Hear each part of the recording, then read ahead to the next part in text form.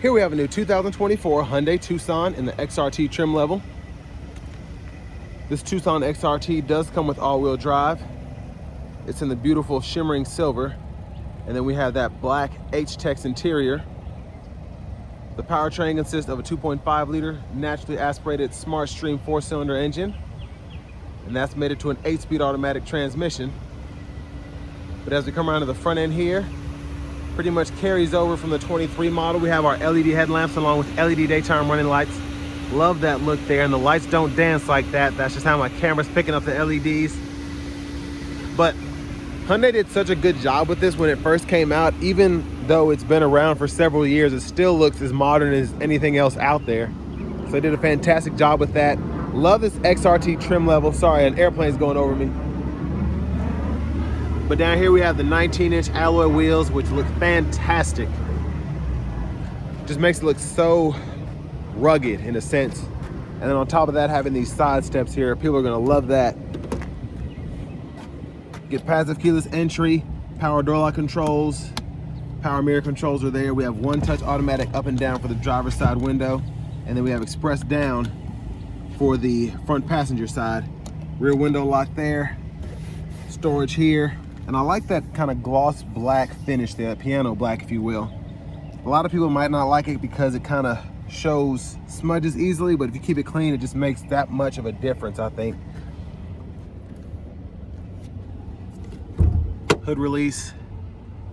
We have a manual tilt and then telescoping steering wheel. And here's our power driver seat, and we have two-way power lumbar support there. But I have that seat up front adjusted for someone of my size, being 6'3" with longer legs. But before we check out the rear seat room, huge shout out to Hyundai of Cool Springs for allowing me to review this Tucson XRT today. I'll leave a link below for it in the description. I'm just gonna kind of scroll over this. Y'all pause anywhere you need to. I know it's a glare, so just look where the phone is. So tons of options here. And this sticker's $37,395. Now what's cool about the XRT, before we get to the back again, we get these roof rails with crossbars, so you can basically just throw a roof rack on here right out the gate without having to get all the extras. So I love that. Now having that seat up front, you can see there's a difference between that seat and the seat over there, but I do like that we have the seat back pockets on both sides, not just on the front passenger seat. So we have that there, over here, and that's kind of where my legs are here. So this is pretty decent, I think. I have super long legs, so that's always an issue for me. I haven't been able to fit perfectly in any vehicle for the most part, unless it's like a Tahoe or something. But rear AC vents are there, 2 USB-A ports. And then center seat folds down, bottle holders are there. Grab handle here. We could probably hang one plastic hanger or 2 metal hanger hooks on that area there. But as we make our way towards the back, fuel cap is there. Now this engine is rated for 187 horsepower, and that'll take regular gasoline no problem to get that power output. But to the back end, LED tail lamps. I love that we have the tow hitch installed, and then we do get power lift gate. So there's a view of all the space behind that second row, and we can also fold that flat either from up front or from back here. So there's that. Then the spare, we even have a cargo tray right there as well that stows underneath, and I love how they did that, because if you want to use the cargo tray, you're open to it, but if not, you can store it right underneath there and use it whenever you're ready.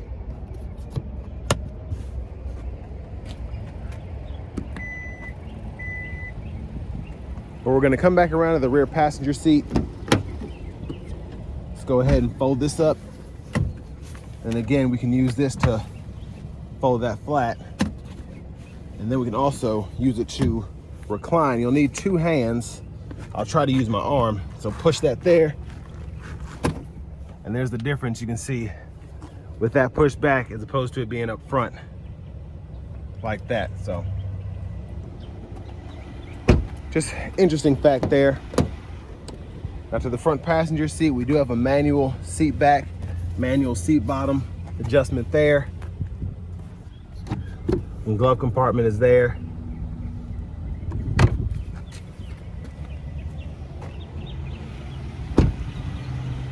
Coming back around to the front end, we're gonna go ahead and pop the hood. And there's that 2.5 liter naturally aspirated 4-cylinder.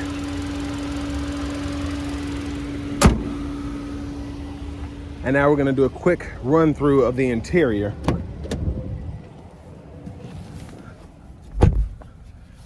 So here we have the leather wrap steering wheel. That feels pretty nice. There's a horn there. Now over here to the screen, we get this 10.25 inch navigation screen here. So we can find destinations pretty easily. Whether you use voice recognition or you can start typing in a destination and it'll pull up suggestions. So I like how that works. And then the map screen itself is just super intuitive as well. Now for audio, we do get AM, FM, XM radio. And you can go through each band there. And then we have Bluetooth audio as well as wired Apple CarPlay, wired Android Auto compatibility. And then our settings in here. We can adjust our sound.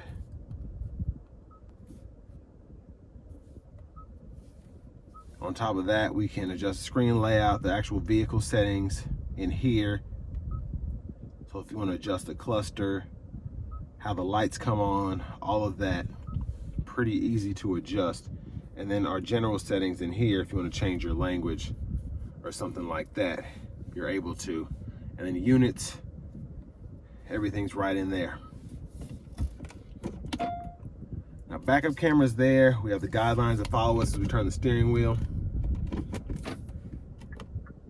Hazards are there. I love how this illuminates with the actual hazards. We have the dual zone automatic climate controls here. We have 3-stage auto modes. We can set that to high, medium, or low, depending on how fast we want to get the cabin to that specific temperature.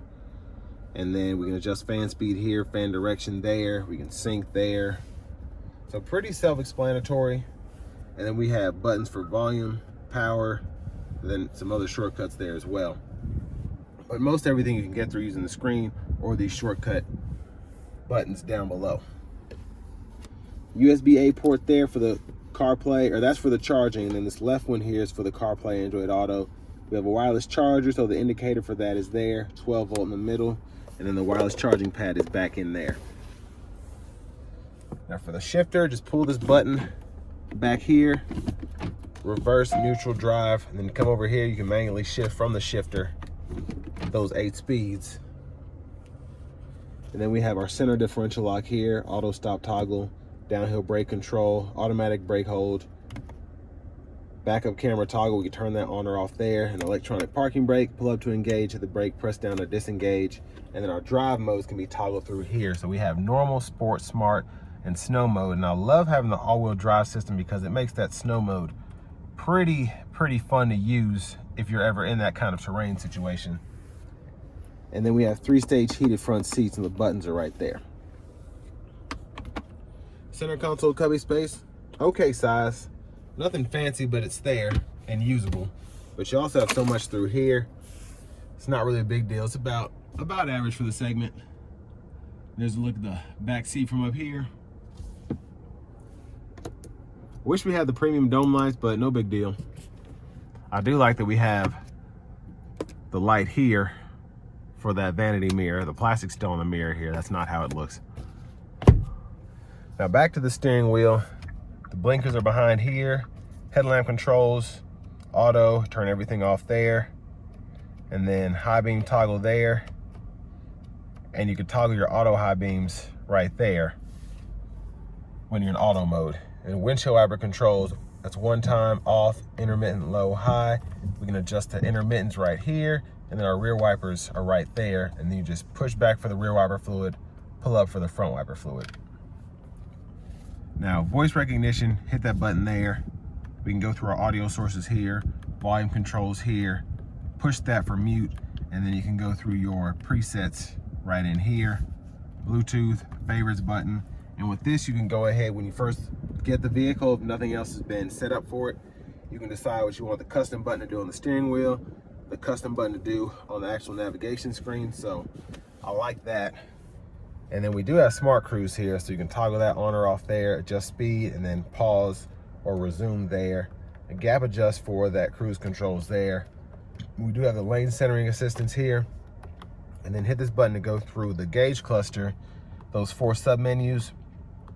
And then within each menu, you can scroll up or down depending on where you are. And then on certain things, you can just hold the OK button to further fool with the settings there. But push button starts here. And then here is our key fob with remote start. And now let's take this 2024 Tucson XRT with all-wheel drive out on the road for a test drive. So starting the test drive in this Tucson XRT with all-wheel drive, I've driven the Santa Cruz with all-wheel drive that had the 2-liter or the 2.5 turbo, and that's just a different animal compared to this naturally aspirated one. But you know, the fuel economy is a little better here, it's a little more inexpensive, but I prefer the turbo engine just for the performance, but long term this will probably be a bit more trouble-free, and it's just it's more tried and true powertrain. I think the 8-speed's a little newer, but having the 2.5 4-cylinder, just in manufacturers across the board, everyone's kind of been around something like this, so it tends to be a bit more reliable. It tends to be a bit less of a hassle long term, and the performance it's decent. A lot of people like these engines because they're not trying to necessarily pass people. They want the best fuel economy, they want the most reliable car. They're not really looking for a driver's vehicle in this segment. They're looking for something that has space, that is relatively inexpensive, and something that gets the job done that they want their vehicle to do. Specifically with all-wheel drive, you're either doing some off-road driving, or maybe you're in Minnesota or something, you want to be able to drive in snow a little better. So that's what these powertrains are usually for.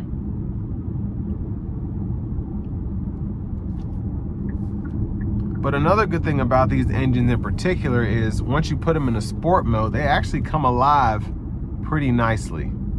So I'm going to test that out here.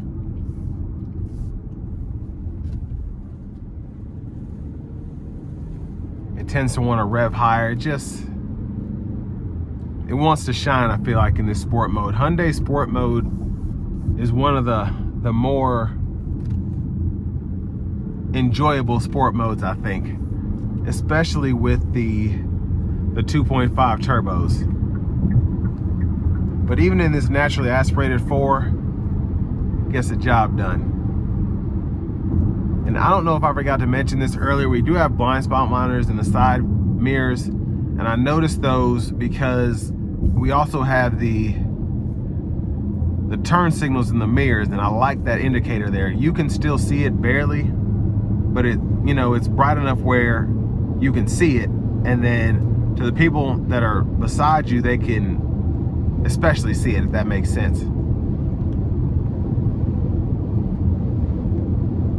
So I have the radar cruise control, whatever they call it, the adaptive cruise control with the lane centering here. Pretty good system. I've said this before about Hyundais and Kias. Kind of semi-autonomous system. It's not semi-autonomous, but their driver aid system is pretty good. And the ride quality coming down the interstate there was pretty nice. You can hear just a tad bit of road noise over some of the lower trims just because you have these bigger 19-inch alloy wheels here. But not at all bothersome. I actually like the sound. It feels rugged, but it's not like an off-road tire kind of rugged, if that makes sense. It's not overly loud, it's just a nice hum. Now this model in particular, I think, is a pretty good competitor for the the Subaru Forester. That's what comes to mind, just having the all-wheel drive system, the naturally aspirated 4-cylinder, and then being around that $36,000 to $38,000 mark. But I prefer this better just because I like the 8-speed automatic, especially with it being shiftable, as opposed to having the CVTs in the Subarus. Now the paddle shifters in the Subarus make it quite fun, and it just feels more sporty. I like the thickness of the actual paddles, but there's just something about shifting a traditional transmission for me. But of course you have the Honda CR-V as a competitor, the Toyota RAV4. I just think this is one of the better ones in the segment, specifically in this trim level. It's just nice to have the all-wheel drive. These 19-inch alloy wheels are just sick. And again, I think long-term these are going to be pretty reliable, just with this powertrain particularly.